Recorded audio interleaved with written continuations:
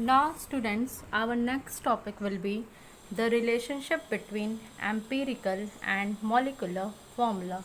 Okay, so students, basically it is given by, you can see here, that molecular formula is equal to n into empirical formula, where n is basically any integer such as 1, 2, 3 and so on. Okay, don't assume this m as moles. So as our topic is the relationship between empirical and molecular formula, so students, just remember both. If we are saying the empirical formula of hydrogen peroxide, then the empirical formula is basically given as HO. Okay, and if we are saying the empirical formula for benzene, then it will be given as CH. Okay, that is, it is basically telling about the atomic ratio. But when we are talking about molecular formula, then molecular formula of hydrogen peroxide is H2O2 and molecular formula of benzene is C6H6. Okay, this data tells that the one molecule of hydrogen peroxide contain 2 atoms of hydrogen and 2 atoms of oxygen, whereas in case of benzene, one molecule of benzene contains 6 atoms of carbon and 6 atoms of hydrogen. So this was the previous concept of empirical and molecular formula. Now let us see their relationship. So seeing their relationship, the molecular formula of a compound is a simple whole multiple. Okay, you can see here it is simply the simple whole number multiple of its empirical formula. Okay, it is simply whole number multiple.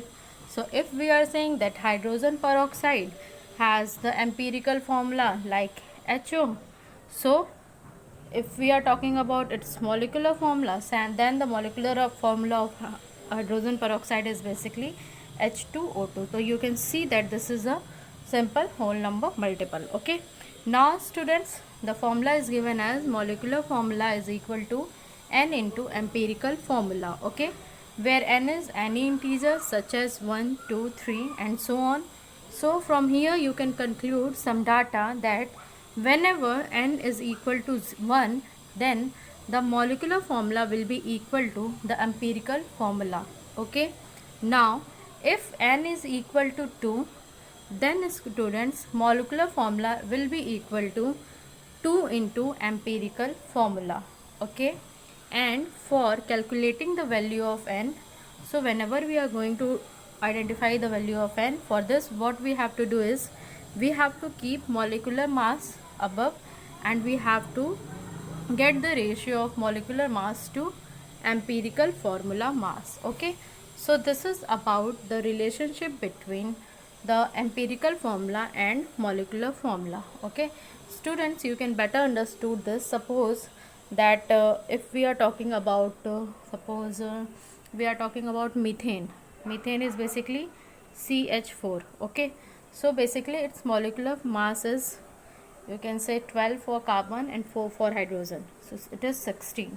Okay, and if we are saying its empirical formula, so its empirical formula will be given by, there is one carbon atom and to each carbon atom there is 4 hydrogen atom. Okay, so in this manner you have to calculate the values. Or suppose there is a condition that there is CO2, okay, carbon dioxide.